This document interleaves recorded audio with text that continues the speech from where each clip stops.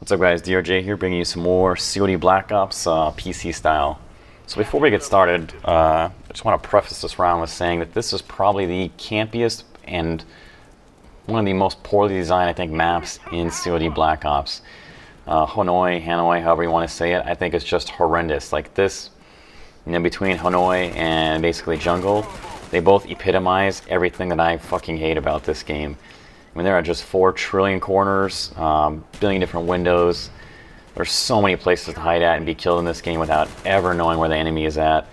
And, unfortunately, like the play that you see me doing right now is just way too effective. Just sitting back, playing defensive. It sucks because it works so well in this game.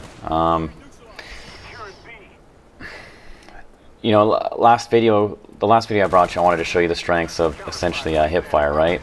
And I think hipfire is absolutely brutal, and it's super powerful in just about any game that you play in it, any game that you play it with.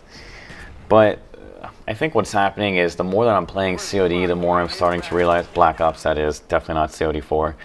The more I'm playing CoD Black Ops, the more I'm realizing that this game is essentially designed around ADSing. It doesn't even matter if I'm playing console or PC, that it's more effective essentially every time to ADS in this game, because those hipfire, the benefits of going hipfire are absolutely amazing when you're presented with those situations, but because the majority of maps are not giving you those types of situations often enough, basically what I'm trying to do here is trying out a new, I don't say a new build, but just a new tactic of essentially trying to go ADS, and it ends up working pretty well. I get a 4.0 KD, and in my opinion, anybody who's playing anything over 6v6, if you can grab a 4.0 KD consistently, or 3.0, anything above a 3, I mean, you're doing pretty fucking well, because the majority of people that play this game are just atrocious. And one of the things that I think you guys should look at when people are doing well is whether or not, well, what are the scores of basically the people on both the opposite team and their own team? Because if they win and people on their team did really well, but the person who's at the top is still just mashing balls, and chances are they're a pretty amazing player. One of the things that I'm actually getting very frustrated with about CoD PC is that I've just got done playing an hour or two, and basically, this is the only domination server. This is the only domination server up. West Coast, East Coast, North Coast, South Coast. It really doesn't matter. This is pretty much it. What happens when you see people's kill videos on YouTube where they're doing really well, they're kicking ass and taking names. Basically, what's happening is they're going in, they're finding lobbies where they're basically the top of the pack, and they're sitting in that lobby and exploiting it as hard as they can for as long as they can, where they can make videos, and it looks like they're just, smashing everybody. They're, essentially paid to be noob bashers, and everybody loves to see people winning. No one likes to see anybody struggle. Yeah, that was fucking amazing.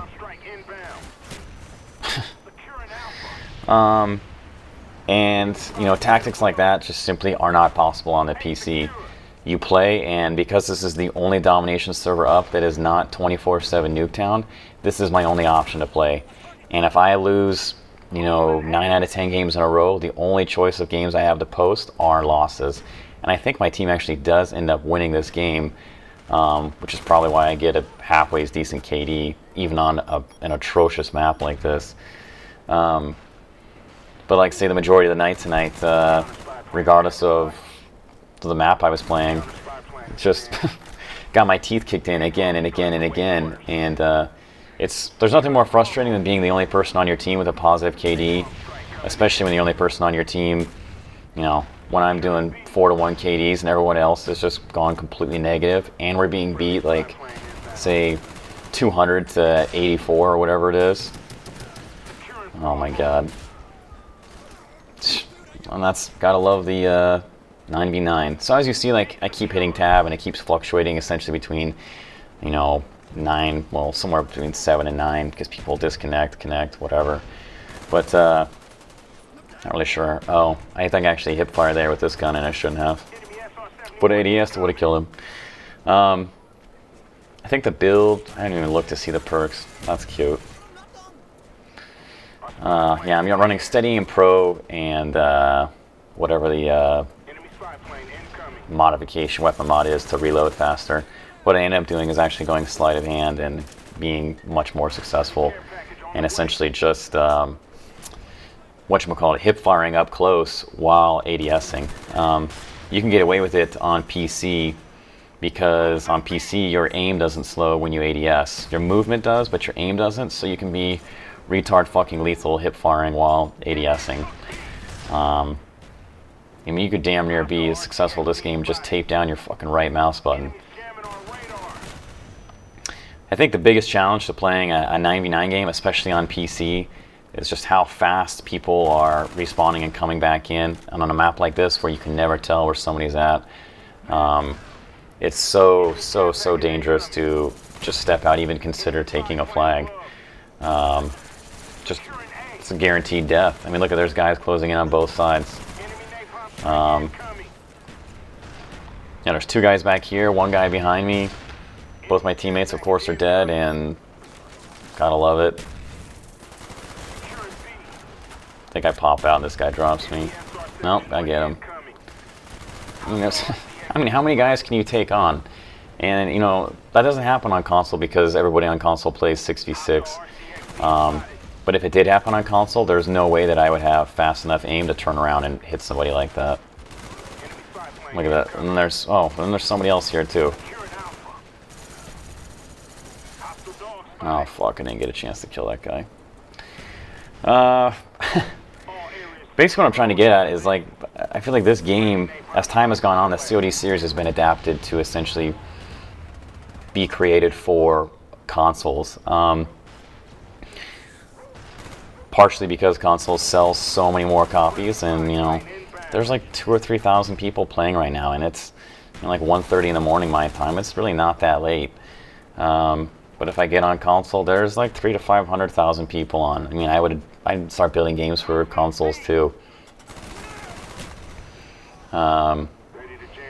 It's interesting because I played a pretty decent amount of COD4, right? And God, it's just, assault rifles are so deadly on PC with the mouse and keyboard. I'm sure they're just as deadly. That was my mistake. I'm sure they're just as deadly on console, though, with someone who has great aim with the controller. I could only imagine.